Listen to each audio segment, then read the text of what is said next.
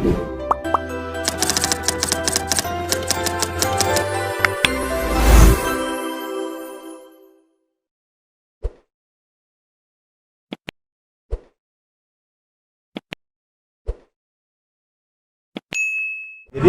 saya kira kita mengawali aja sambil menunggu makan ya.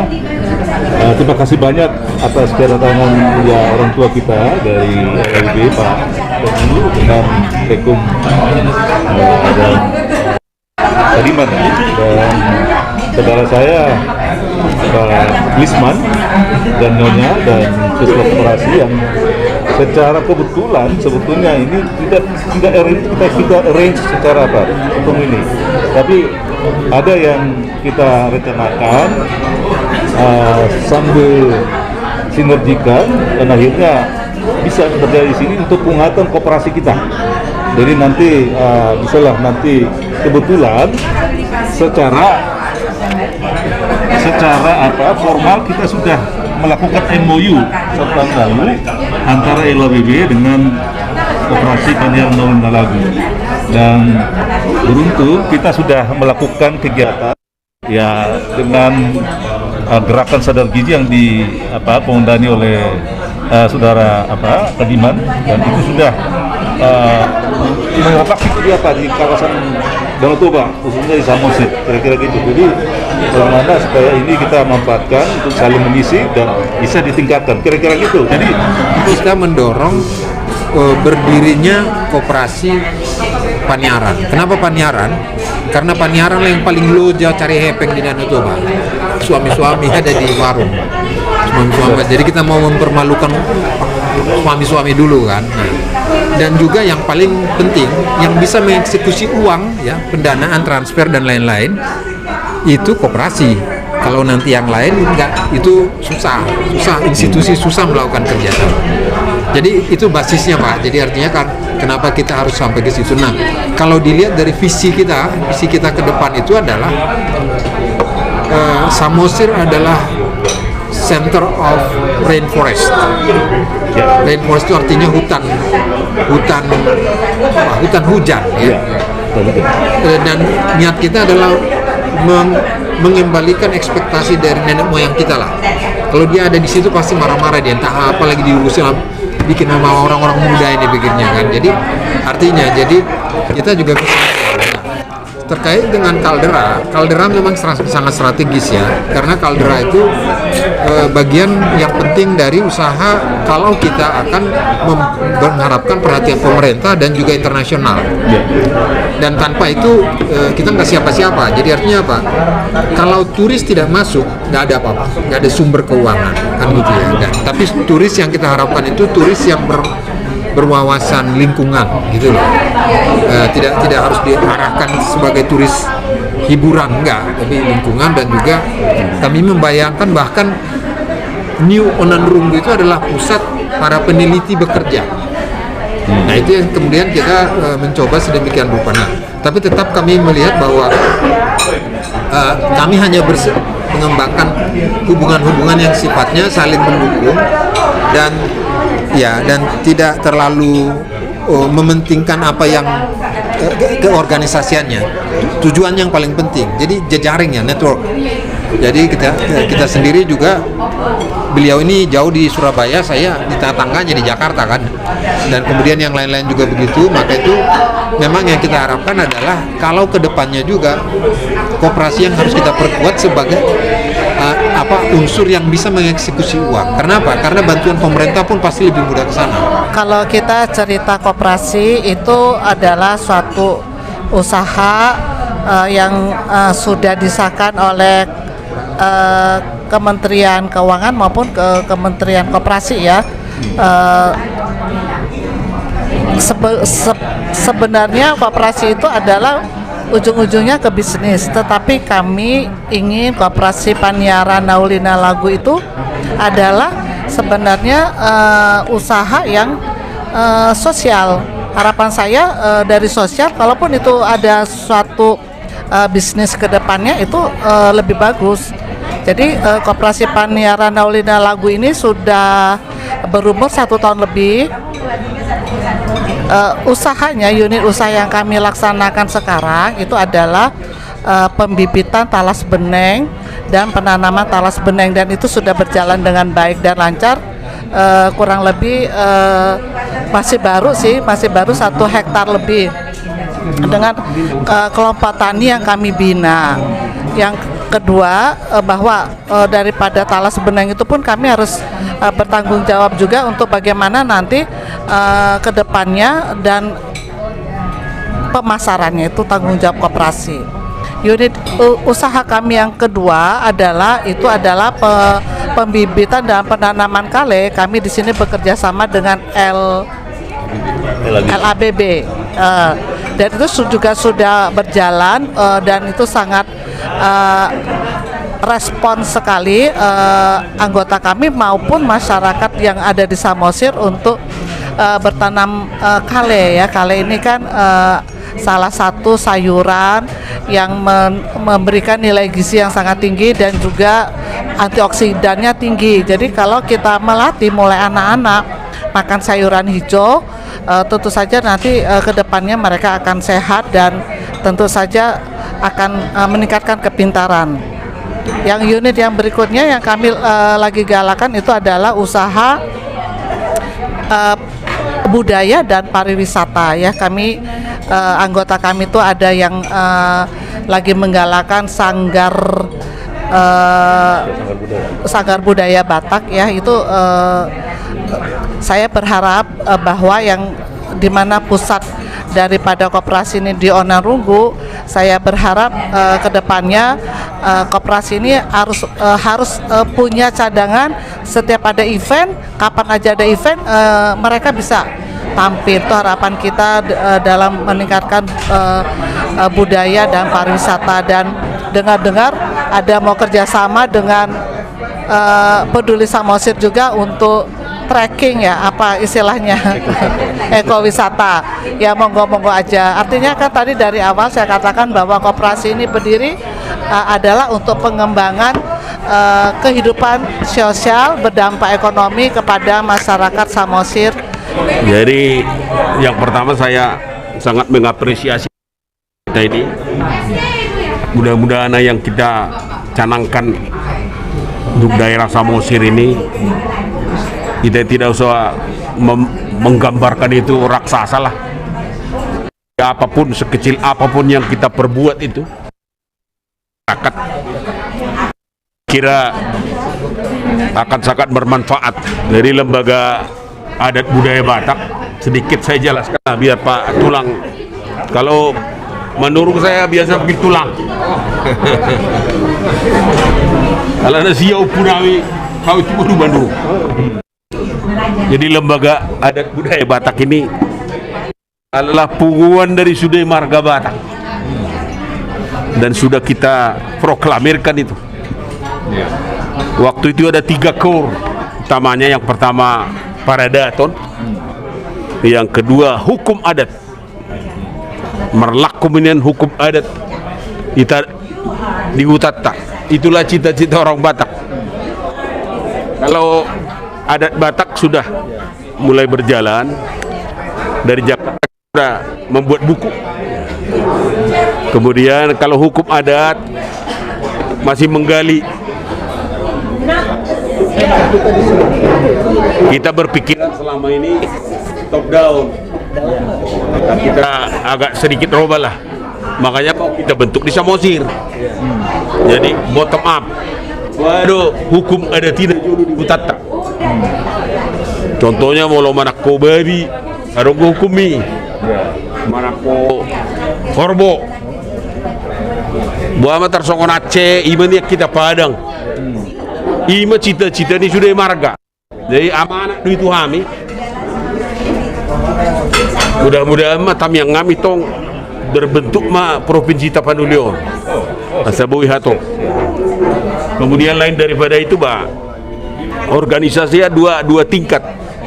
Satu legislatif namanya Dewan Mangaraja. Punguan ini sudah ketua marga. Nah dong, di Indonesia itu di Tanah Batakon ada eksekutif. eksekutifnya Pak Budi Sinambela. Mulai butuh kamu emputan tular. Sido kator rami. Gimana Rian melaksanakan nih sot dengau.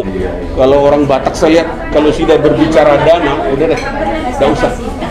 Kami Pak, gua raka perorangan tuh. Nakpe amanat di Sude Marga. Jadi saling mengatur saya weda, apalagi dapat kaitan ekonomi.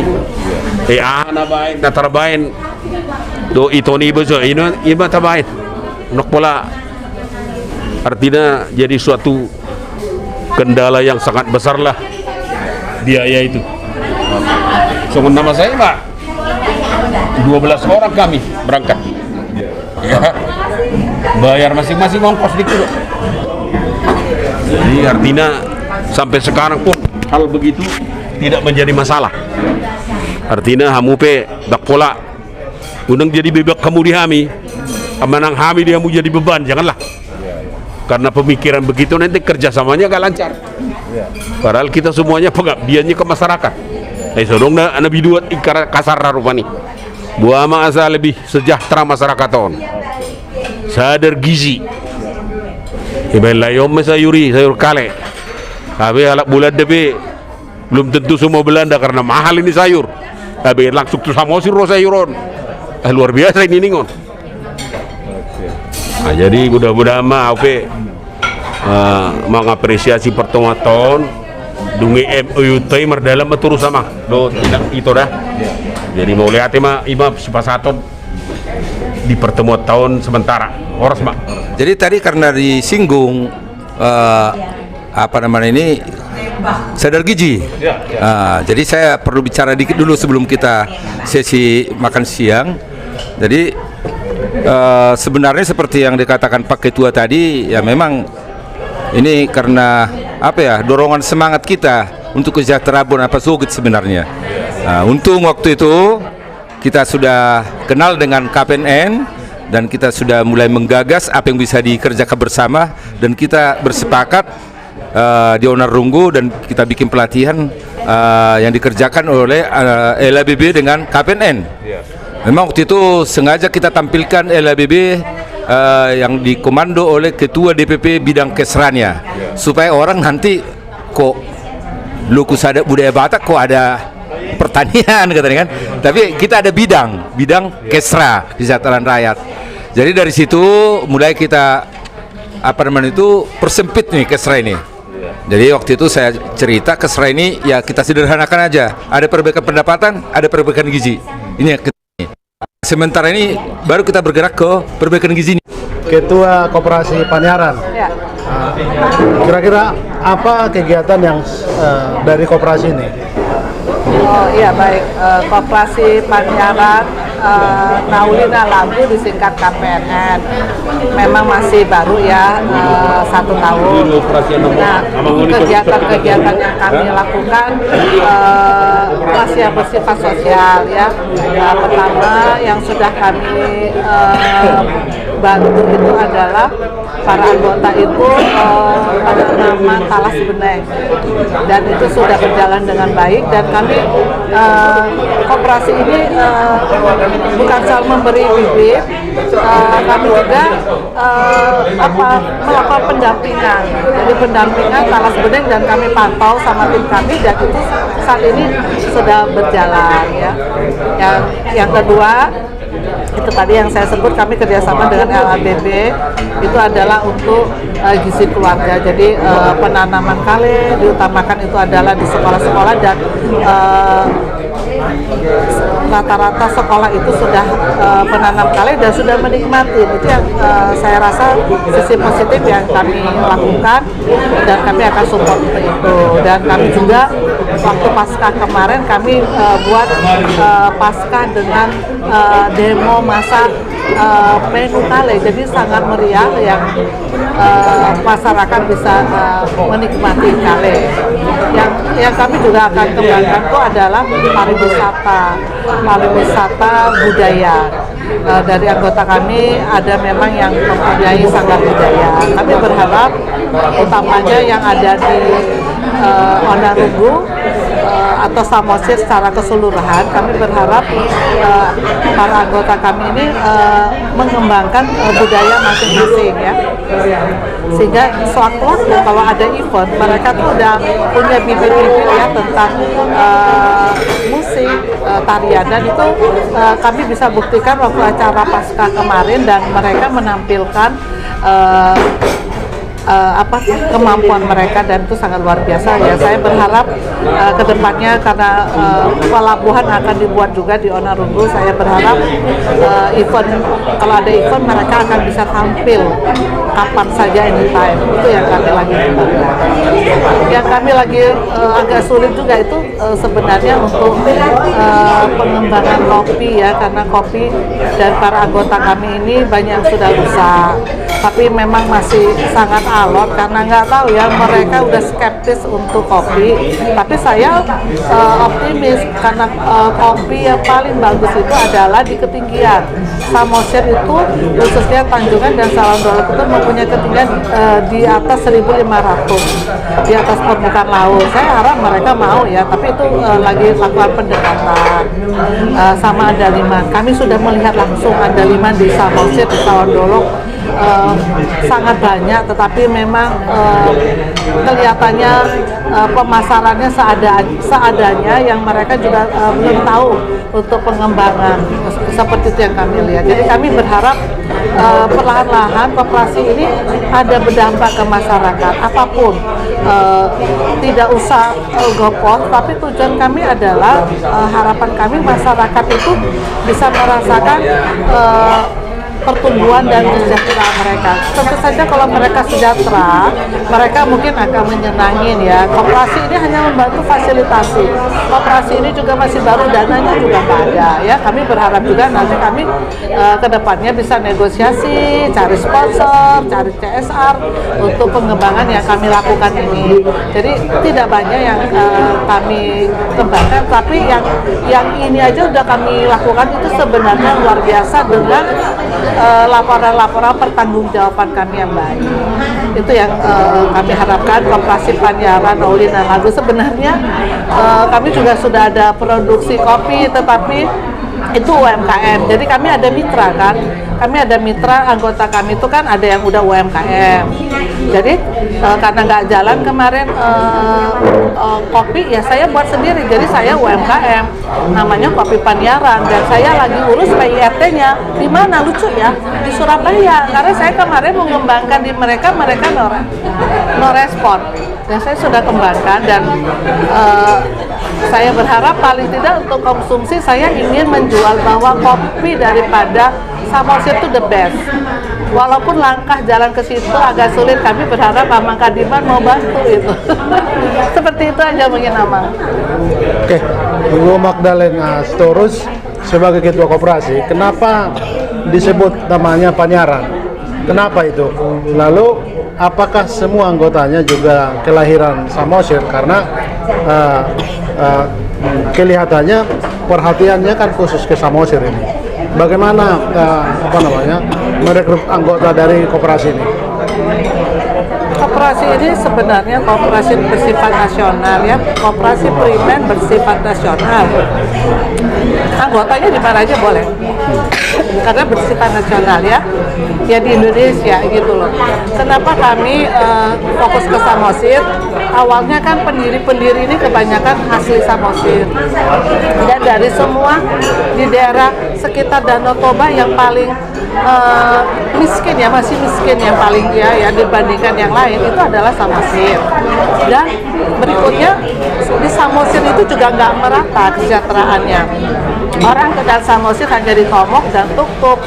Jadi kami membuka dari Onarungu yang memang masih jauh ya dari tempat tingkat perekonomian mereka gitu. Kami berharap seperti itu.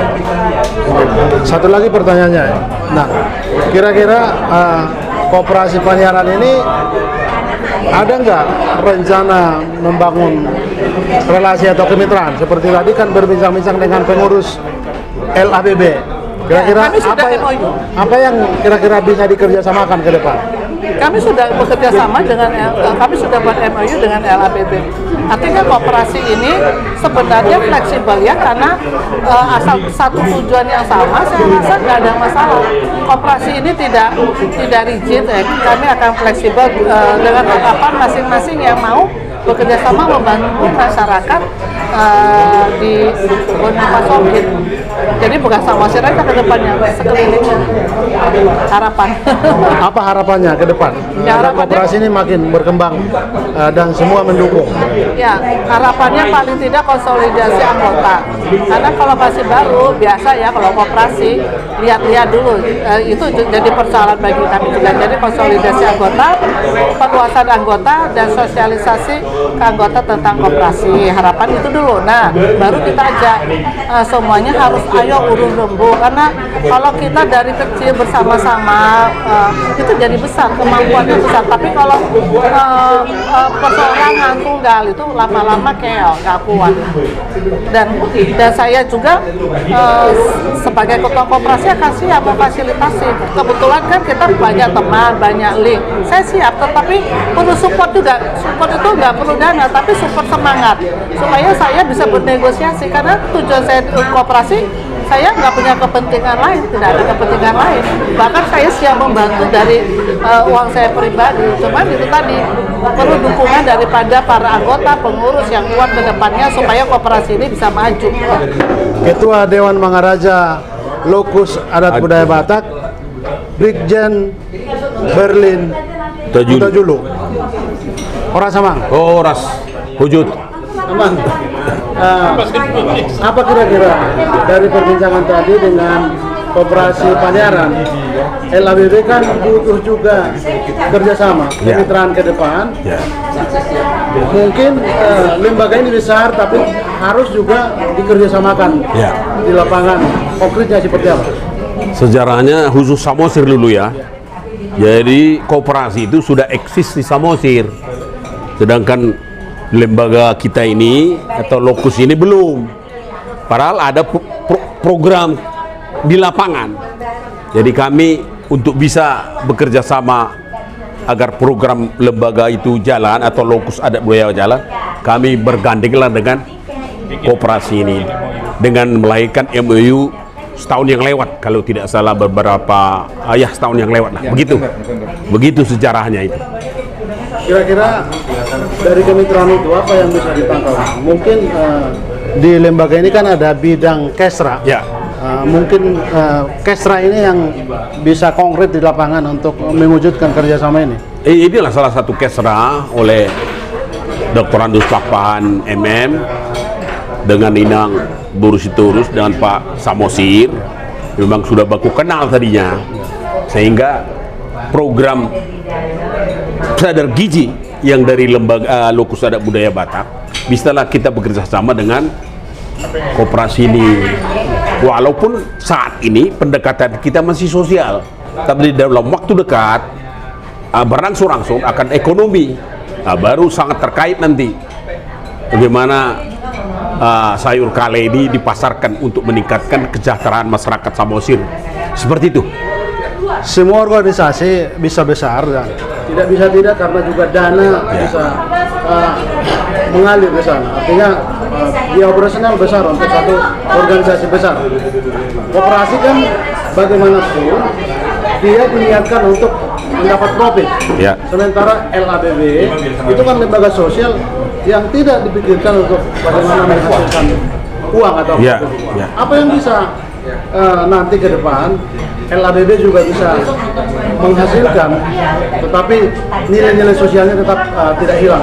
Ya, itulah kerjasama ini agar kita nanti pada saatnya usaha yang dilaksanakan oleh Pak Kadiman itu berjalan. Sementara kan masih bersifat sosial lah, sosialisasi, pendekatan kepada masyarakat. Nanti lama-lama kalau sudah membesar, seperti yang dibilang tadi, makan ada mie kale, ada keripik crispy, ada donat kale, itu akan memerlukan pemasaran lah. Inilah salah satu linknya dengan koperasi, apalagi pekerjaan ini oleh ibu-ibu. Itulah yang diharapkan akan berkembang ke depan begitu.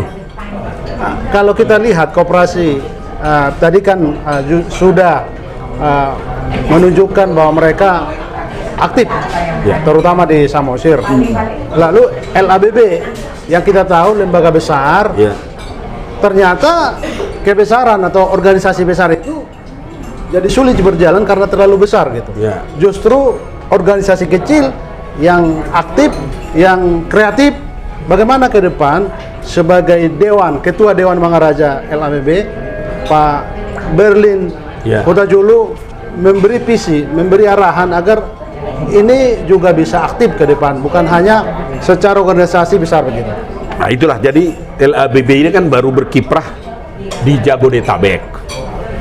Kita mencoba ke Samosir sebagai satu pilot proyek untuk seluruh daerah Tapanuli, atau apalagi kalau nanti akan ada provinsi, ya itulah di situ berkembang.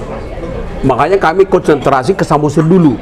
Apa yang perlu kita buat di Samosir, kita bentuk LABB Samosir yang sekarang sedang berjalan, dan salah satu kesejahteraannya itulah wujud itu tadi yang berjalan sambil kita membentuk LABB Samosir agar kontinuitasnya bisa dijamin.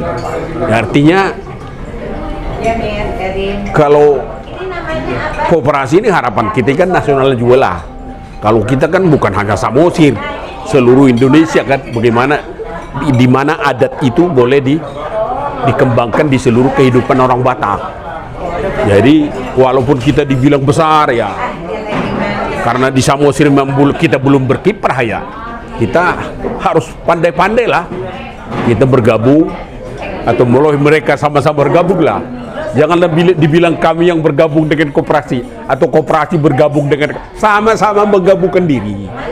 Ya, kami belum aksis di sana, itu sudah eksis ya. Mari sama-sama. Toh targetnya juga masyarakat. Begitu Pak Hojot. Lalu selama pandemi ini 2 tahun, relatif semua lembaga organisasi apapun tiarap memang. Ya. Tapi LABB ke depan sudah banyak memikirkan kerjasama, salah satu konkretnya dengan Koperasi Panyaran. 2 tahun kita dalam tanda petik tiarap ini apa yang akan dilakukan, karena kelihatan pandemi ini sudah akan bersih begitu. Kebetulan Pak Pahan ini berkat Tuhan anti Covid ini sama dengan Pak Samosir. Jadi mereka keturunan Raja Sonang ini. Jadi mereka pendekatan pribadinya sangat kuat. Pendekatan pribadi itu sebenarnya yang merekatkan mereka tidak pernah ini walaupun Covid. Lah ini pun dari Surabaya selalu datang walaupun Covid. Mudah-mudahan mereka berdua di tujuan hilang semua penyakit itu. Jadi walaupun pandemi, Pak Papan selalu ke sana atas nama LABB, dibikin juga Pak Samosir dengan Ibu. Jadi selama pandemi kita tiarap walaupun tidak terlalu merapatlah ke tanah tiarapnya itu masih bisa berjalan begitu, Pak Ojot. Mungkin pertanyaan terakhir Pak. Ya. Berlin Kota Julu. LABB kan organisasi dari marga-marga yang ada di orang Batak. Apa kendala atau kesulitan yang dihadapi untuk mensinkronisasi kerjasama per tiap marga begitu? Ya. Ojot nggak nanya pun sebenarnya udah tahu ya itu masalah. Kau ingat dulu apa kita majalah kita itu 5 edisi udah berhenti. Masalahnya apa? Nah ini saya bilang, jadi memang ya enggak apa-apa lah, kita kan orang Batak semuanya parbau-bau nabolem, bukan saya aja. Pitu barat sudi, hari bertidi, saya resident duduk, sudah biasa lah kita hadapi. Yang penting kalau bagi saya, jangan kita saling bertengkar, berdamai.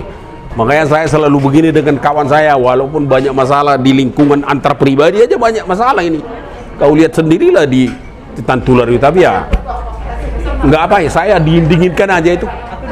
Artinya kita tetaplah berjalan apa yang boleh kita mampu. Udah ciri organisasi sosial itu. Kalau sudah kembali ke masalah duit, seperti di marga saya aja, 10.000 aja tiap bulan tidak mampu. Dan saya kira tidak berbeda, walaupun organisasi besar. 10.000 iuran dia dapat diulos, dapat tupak kalau ada acara. tidak jalan. Tapi ini saya tidak kayak suatu ciri. Inilah yang masih terjadi di lingkungan orang Batak. Kalau soal uang ya masih kami atasi sendiri-sendiri. Tapi bagi saya janganlah masalah ini menjadi kendala utama. Kita bisa dengan panggilan masing-masing, istilah bayar dewe-dewe lah untuk mengatasi semua masalah ini. Demikian Pak Ojot. Insinyur Kadiman Pakpahan, salah satu ketua DPP LABB bagian Kesra. Pak Kadiman, kira-kira perbincangan tadi dengan pengurus Koperasi Panyaran dan LABB, apa kerjasama yang sudah terbangun itu dan ke depan diteruskan, kira-kira apa yang masif lagi dikerjakan? Jadi kebetulan saya lihat ya, Koperasi Panyaran Naulina Lagu ini, KPNN ini, mereka itu jenis koperasinya koperasi primer, yaitu produksi, dan mereka ini sudah bekerja dan membina kelompok tani yang sekarang lagi giat-giatnya itu adalah talas beneng untuk kegiatan produksi. Nantinya umbi bisa dijual, daun bisa dijual. Dari situ saya perhatikan, kebetulan dengan pengurusnya saya cukup kenal, dan lama-lama dia jadi anggota koperasinya, dan kita bikin suatu kesepahaman bersama apa yang bisa dikerjasamakan. Kebetulan di DPP LABB saya ketua bidang kesrannya, dan saya tanya ke koperasi, kira-kira apa yang bisa kita kerjasamakan, ada nggak misi sosialnya koperasi ini? Ada. Akhirnya kita sepakati, oke, bidang kesra dengan kami bidang sosialnya bisa dikerjasamakan. Sementara kesra ini yang kita tangani sampai saat ini kan fokus kepada sadar gizinya, walaupun sebenarnya kalau kita urai kesra ini begitu luas sebenarnya, ya, begitu banyak bagian-bagiannya, kelahiran, kematian, ibu hamil dan sebagainya, banyak itu. Terus perbaikan pendapatan, pembangunan manusia, terus sadar gizi, begitu banyak. Jadi dari sekian banyak ini, akhirnya kita pikir-pikir, dan saya pikir-pikir kalau ini semua dikerjakan, berarti apa pekerjaan negara? Kan begitu. Akhirnya kita coba ambil sedikit dari situ yang sangat-sangat strategis. Karena kita ada suatu prinsip bagi kita itu berpikir sederhana tapi berdampak strategis. Kita sederhanakan ini, kata sejahtera ini, adanya perbaikan pendapatan dan adanya perbaikan gizi, dan ini akan menjanjikan masa depan masyarakat itu makin sejahtera, baik sejahtera secara lahiriah dan kita harapkan nanti secara batiniah. Sekarang yang kita lihat mendasar itu di KDT itu adalah soal stunting. Hampir boleh katakan 7 kabupaten di KDT itu masih masuk zona kuning stunting. Sebenarnya saya tidak begitu fokus bagaimana stunting supaya tuntas, bukan itu fokus saya, karena stunting itu adalah stunting. Jadi bukan sesuatu misalkan orang sakit flu diobati sembuh flu-nya. Kalau udah kena stunting, oke lah. Kalau udah tahap lanjut ya saya rasa tidak bisa diobatin. Kalau tahap dini mungkin masih umur 2 tahun itu masih bisa dilakukan tindakan. Tapi kalau sudah lewat itu saya rasa itu sering saya katakan itu dosa kita bersama lah. Tidak bisa kita salahkan siapa-siapa. Jadi akhirnya kita coba formulasikan yang perlu tangannya apa? Pencegahan. Karena bagi saya itu mencegah itu jauh lebih murah daripada mengobati. Kata orang jauh lebih baik, katanya. Kalau istilah saya, mencegah jauh lebih murah daripada mengobati. Jadi kita cobalah obati ini. Jadi mungkin saya sudah coba dengan bikin pencerahan-pencerahan, sebagian itu sudah menanam, dan yang paling saya dorong itu adalah, yang mau kita dorong adalah SD. Di SD sudah marak ini. Ada SD pekarangan SD tanah khusus SD. Ada pekarangan SD. Okay. Jadi memang di kurikulum mereka ini belum masuk ekstra kurikuler. Mungkin suatu saat ini akan kita ajak pemerintah, terutama Pemda, supaya ini menjadi bagian ekstra kurikuler mereka. Jadi mereka ini sambil nanam sama gurunya. Terus yang kedua, begitu makan pas jam istirahat, mereka makan sayur kali ini. Jadi artinya bahwa sudah ada perubahan dalam tempo kurang lebih 6 bulan. Boleh katakan menurut ukuran orang ya, ukuran orang ini termasuk yang cepat perubahan ini katanya. Sayurnya baru, caranya baru, yang tadinya orang tidak terbiasa makan sayur, mau makan sayur. Apalagi ketika anak-anak. Kaitan stunting dengan sayur kale itu tadi, bisa nggak sayur kale juga membantu atau memulihkan orang yang hampir kena stunting begitu? Kalau bisa. Jadi kebetulan kita tidak hanya memperkenalkan sayur kale ya, kita juga perkenalkan sayur kelor. Ini yang kita sering sebut super food, sumber gizi yang luar biasa. Jadi kalau istilahnya kalau dia tertangani masih 2-3 tahun itu masih bisa kita cegah. Tapi kalau sudah lewat 5 tahun saya agak khawatir, agak sulit mencegahnya karena si anak juga sudah sulit diajak untuk mengkonsumsi sayur dan sebagainya. Tapi kalau 2 tahun masih bisa kita racik lah, apakah melalui bubur, melalui apa itu kuahnya atau airnya dan sebagainya. Lalu kembali ke kerjasama dengan koperasi Panyaran tadi, sayur kale ini bibitnya yang disuplai koperasi atau apa? Apa waktu menanam petani dibantu? Boleh katakan ya selama ini kan kerjasama kita ini kita saling saling butuh lah. Kita siapkan semua sarana prasarananya dan kita ajak anggota-anggota koperasi ini menjadi pesertanya.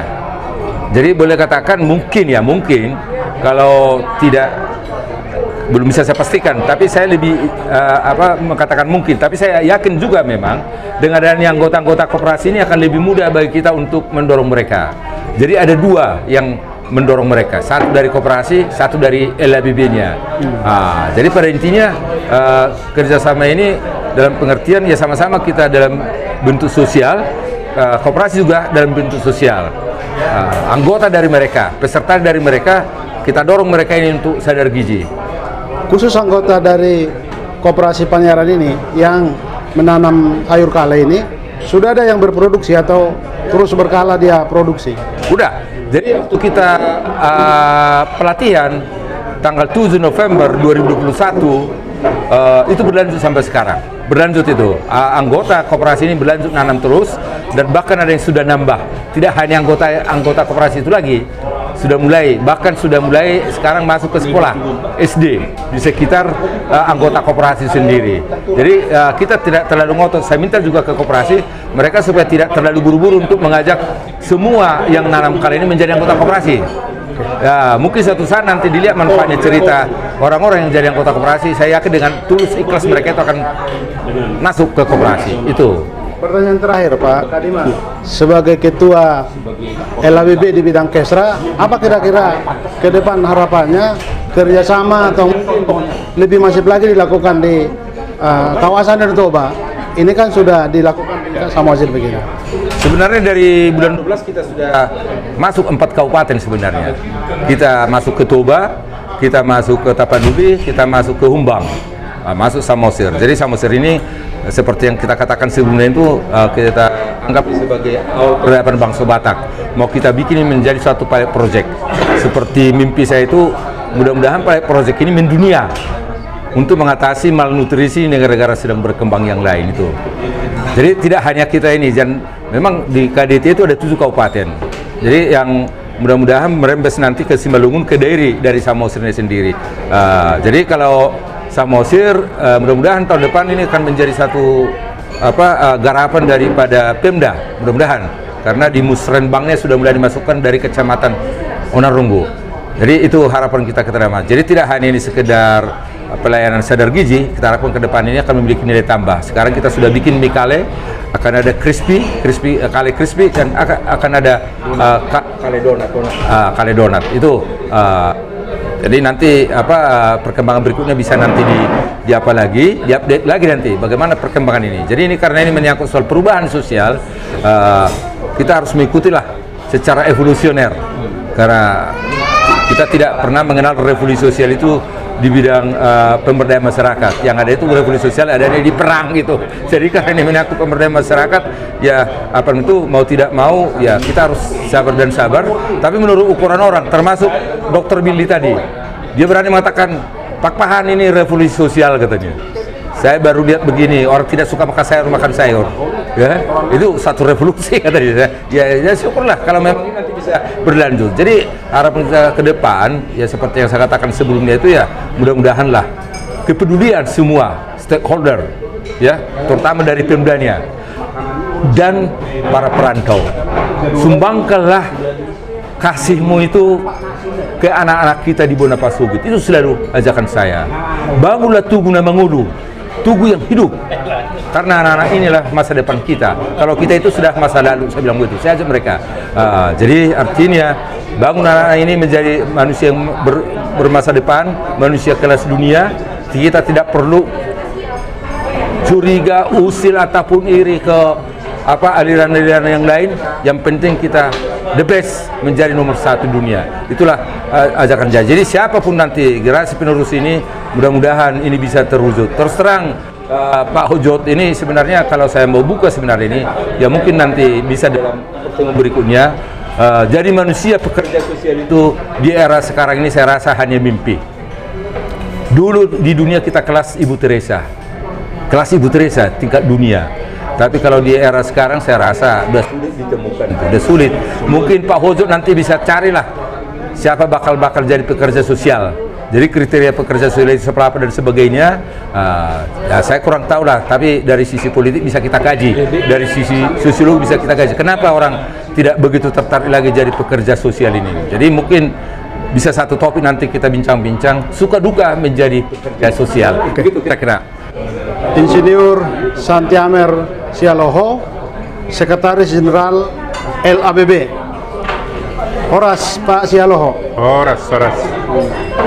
LABB, Lokus Adat Budaya Batak, yang beberapa tahun dibentuk, dan kita tahu kita semua berjuang di COVID-19, dan LABB relatif juga tidak banyak berkegiatan, tapi walaupun tadi sudah dijelaskan, tapi harapan ke LABB selama ini kan besar karena dia adalah kumpulan marga-marga. Kira-kira pengembangan ke depan LABB apa? Ya, jadi COVID ini ya, walaupun ada COVID kapan hari itu, saya flashback sedikit ke belakang, ada kegiatan itu yaitu kita membuat standar pelaksanaan ada istiadat Batak yang sesuai dengan prokes yang ditetapkan pemerintah, dan itu berhasil di tahun 2020 bulan 6. Satu-satunya suku adat di Indonesia yang mempunyai prokes ya COVID-19 tentang pelaksanaan adat istiadat dalam pesta maupun kedukaan, dan itu diakui oleh Satgas COVID-19 dan Menteri Kesehatan. Nah, kedepannya itu tadi Hojot kan sudah bicara dengan Ketua KPN Purnauli, juga dengan Kadian Papan. Kita itu kan ada misinya itu adalah ada 7 sebenarnya, tapi saya sebutkan aja 3 lah. 1 yang mencerdaskan, 2 mensejahterakan, 3 melindungi.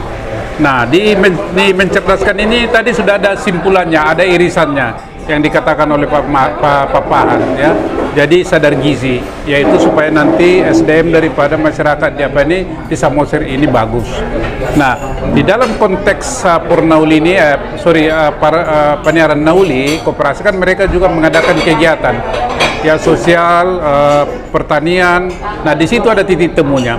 Jadi nanti ke depan LABB rencana memperkuat kerjasama ini karena kita sudah ada MOU memperkuat, dan kalau sudah memperkuat juga sekaligus memperdalam, kalau berkemungkinan itu diperluas karena sesuai dengan bidang usaha daripada koperasi itu ke depannya. Lalu pengembangan organisasi misalnya di daerah, di provinsi, kira-kira sudah berapa provinsi yang ada LABB sekarang? Kan berdiri di Jakarta, kita berharap ini ada di beberapa provinsi begitu. Ya, jadi LABB ini kan masih relatif muda ya, berdiri tanggal 5 Desember 2018. Kemudian 2019 kita ada kegiatan Horja Bolon. Nah, di situ kita mulai susun kerja, rencana kerja. Kemudian Maret 2020 kan udah COVID itu, sampai dengan 2022. Jadi belum bisa kita laksanakan itu pembentukan LABB, DPD maupun DPW. Dulu di Samosir itu setahun yang lalu ada kendala. Tetapi ini dalam waktu dekat mungkin hitungan bulan, bukan hitungan bulan, hitungan minggu, kita akan bentuk DPW Jawa Barat ya di Bandung. Tetapi target kita di Sumatera Utara, di Samosir dan beberapa kabupaten di sana, kalau tidak ada kendala bulan Juli kita akan bentuk di sana. Sekaligus juga di Medan nanti jadi satu roadshow itu. Jadi mudah-mudahan nanti di akhir daripada kepengurusan 2019-2022, Ketua Dewan Mangaraja Amang Brigjen TNI Berlin Huta Julu dan Ketua DPP LABB Budi Sinambela, kita harapkan nanti minimal 2 provinsi terbentuk dan 3 kabupaten kota terbentuk. Itu target kita sampai dengan 5 Desember 2022 nanti. Ya, itu. Sebagai sekretaris jenderal, kata sekretaris kan sekret, rahasia. Dia mengerti semua rahasia organisasi ini. Kira-kira apa kendala sebenarnya? Demikian hebatnya sebenarnya kumpulan marga ini, tapi masih greget, kita berharap belum maksimal begitu. Jadi ya siklus kehidupan suatu organisasi yang baru dibentuk itu ya ada 3. Begitu dia dibentuk hidup, maka di sini akan terjadi penyesuaian-penyesuaian. Biasa itu ada konflik-konflik, jadi menyesuaikan frekuensi. Nanti pada tahap berikutnya mulai stabil dan pada puncaknya nanti baru dia betul-betul eksis. Jadi karena dia dibentuk dari berbagai latar belakang maupun sesama orang Batak ya, marga dan lain sebagainya biasa. Jadi kita masih dalam tahap itu menyamakan frekuensi. Jadi itu sesuatu yang umum, itu tidak ada yang khusus gitu di suatu organisasi ya. Mungkin terakhir harapan dari Sekjen ke depan, LABB makin berkembang dan semua ketua-ketua marga yang ada bernaung di LABB juga selalu bekerja sama dan selalu menopang begitu. Harapan saya ke depan begini ya, sesuai dengan misinya itu. Kita berharap nanti bangsa Batak itu jangan seperti bangsa Palestina yang hilang, tanah adatnya itu hilang. Jadi keberadaannya itu jadi seperti Rohingya atau Palestina, jangan.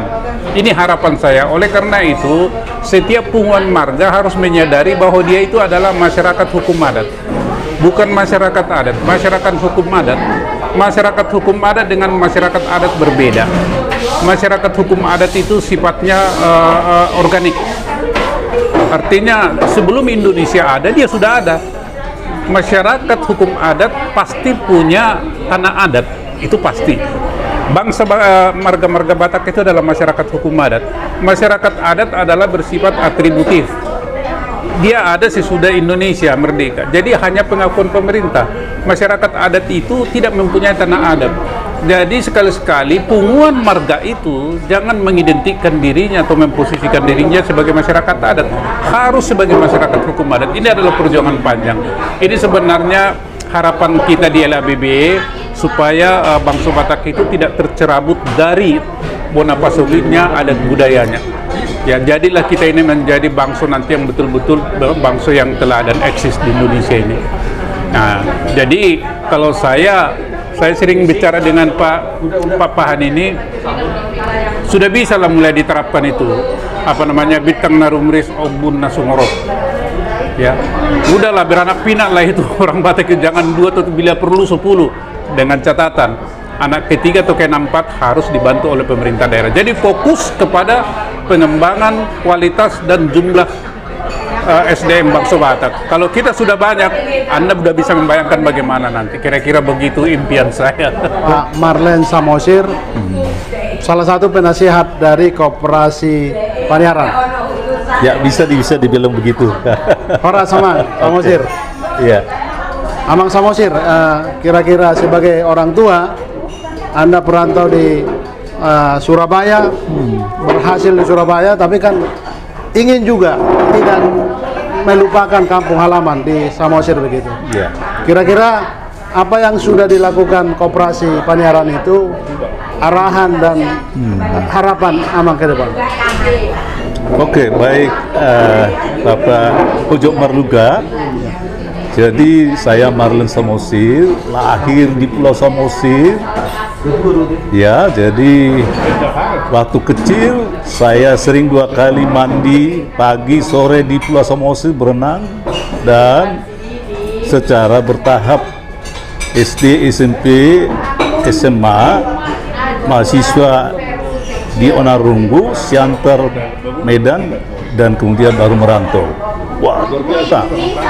Jadi saya dengan Samosir itu sangat melekat. Airnya juga saya tahu apakah mengalir atau tidak. Jadi setelah di perantauan sekian lama, sudah banyak terjadi degradasi dari iklim Samosir itu. Dan kemudian terus saya ikuti, dan heboh terbaru adalah Kaldera Toba. Wah, luar biasa. Sudah sekian lama digadang-gadang bagaimana supaya Samosir itu menjadi suatu kawasan yang ya cukup baik konservasinya, dan itulah yang menjadi cita-cita kita, sehingga pada waktu 2 tahun lalu saat COVID muncul terjadi perubahan komunikasi dan sosial, dan kami melakukan webinar. Jadi cikal bakalnya ini adalah kita buat komunitas peduli Samosir. Komunitas peduli Samosir? Karena saya anggap saya dari Samosir, dan Samosir merupakan pusat daripada kawasan Danau Toba, ya, Pulau Samosir.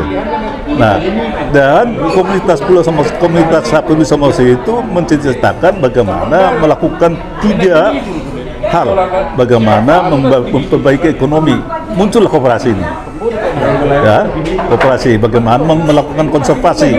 Kami akan edukasi juga bagaimana ekowisata, dan kemudian bagaimana budaya lokal. Nah, secara khusus koperasi memang itu menjadi komitmen kita, bagaimana membangun ekonomi masyarakat. Kenapa penyiaran namanya? Kita mengangkat harkat perempuan yang cukup kuat di orang Batak, ya, penyiaran, dan itu menjadi salah satu goal daripada sustainable development, bagaimana mengangkat harkat wanita itu untuk teratasi, dan itulah yang kita buat dari koperasi itu. Makanya ya syukurlah sudah berjalan 1 tahun, dan koperasi itu bersama-sama dengan LWB yang kebetulan secara ada misi yang sama, dan bagaimana memperbaiki ekonomi kemasyarakatan, itu yang kita sinergikan dengan LWB sampai sekarang. Tadi kami garis bawahi kata degradasi yang Amang Samosir sampaikan. Ya. Perubahan, kemajuan itu kan selalu membawa dampak, Ya. perubahan besar, Ya. terkhusus di Samosir. Tetapi dengan banyaknya perantau memberi perhatian, Ya. punya komunitas peduli dengan Samosir. Ya. Tapi bagaimana komunitas-komunitas Samosir ini disinkronisasi untuk satu haluan, untuk saling kerjasama, tidak jalan sendiri-sendiri begitu? Memang, jadi itu keinginan kita. Jadi walaupun komunitas peduli Samosir ini dia tidak merupakan satu institusi, tapi komunitas yang menjalin hubungan dengan otoritas yang lain, apakah itu perkumpulan semacam LWB, pemerintah, atau lembaga sosial lainnya, dan itu sudah kita lakukan, dan mudah-mudahan dalam waktu akan dekat ini akan kita coba merealisasikan, khususnya obsesi kita bagaimana membuat suatu pusat rainforest, ya. Pusat rainforest itu ada di puncak Pulau Samosir di Rumorlihuta. Nah, itu menjadi obsesi kita, dan dari sana nanti kita akan membuat suatu studi kajian bagaimana melakukan langkah-langkah konservasi di kawasan Danau Toba ini, bagaimana supaya airnya itu tetap ada dan jernih, dan alamnya itu cukup indah dan menarik sebagai kepingan surga katanya, kan? Dan itu akan kita coba inisiasi pertahankan. Karena UNESCO sudah memberikan dalam tempo 4 tahun, diberikan, oke, silakan pertahankan tujuan daripada Kaldera Toba itu supaya bisa sustainable. Jadi setiap tahun kita akan menginisiasi bagaimana supaya keinginan daripada UNESCO itu sebagai kaldera geopark itu bisa terjaga. Itu. Bupati Samosir kan anak muda, Iya, satu marga juga. betul. Gultom. Ya. Kira-kira apa masukan atau mungkin barangkali perlu nasihat-nasihat lagi untuk Bupati makin menangkap keinginan dari masyarakat, terutama juga perantau, agar dia bisa mewujudkan kerinduan itu. Oke, kami sudah jauh menjalin hubungan dengan beliau, walaupun muda tapi dia cukup banyak ide-ide, dan kami sudah memulai itu dulu tahun lalu. Kami lakukan satu kegiatan Paskah melalui Easter Big Walk. Jadi kami pada saat itu beliau sudah terpilih, belum dilantik, kami ajak menikmati alam itu, berjalan kaki dari Onarungu sampai ke Lagundi. Lagundi itu adalah tempat lokasi wisata pemuda, dan itu sudah diresmikan itu waktu Gafur dulu Menteri Pemuda. Nah, itu mau kita tingkatkan bagaimana penghayatan ekowisata itu yang sudah dan akan dikembangkan di Samosir, dan nanti Ronggurni Huta itu sebagai pusat Rainforest Institute kita akan inisiasi di sana. Mudah-mudahan itu bisa nanti kami sampaikan secara formal ke beliau yang sudah didorong oleh Ketua Harian Pelaksana Kaldera Toba Pak mantan Bupati Samosir Mangindar Simbolon. Mudah-mudahan ini nanti akan kita bisa wujudkan bersama, ya, tidak terlepas dari LWB yang tetap menjaga dan mendorong bagaimana supaya kawasan Danau Toba itu tetap terjaga. Mungkin terakhir Amang Samosir, sebagai perantau di Surabaya, barangkali ajakan perantau di Surabaya, orang-orang Samosir untuk kembali memperhatikan kampung halaman, khususnya Samosir. Apa himbauan? Iya, jadi ada istilah satu pegiat sosial. Waktu itu kami melakukan seminar bersama almarhum Epurus HGWP dulu Nawaban, dan kemudian sosiolog Syahan, Pature Hutam. Nah, jadi saya sebagai di Peduli Samosir ini, saya expose saya itu sebagai tungkani hutan. Nah, menjaga hutan. Bagaimana kita orang perantau itu menghayati hutan kita ya. Kita kalau kita tidak mendevelop kampung kita, ya akan sulit. Jadi mudah-mudahan dengan sudah dijadikan kawasan Danau Toba sebagai heritage dunia, ya, Kaldera Toba sebagai heritage dunia, ya, bagaimanapun itu harus kita jaga. Pature hutan. Mari kita bersama dan masih pature hutan Nabi Oras.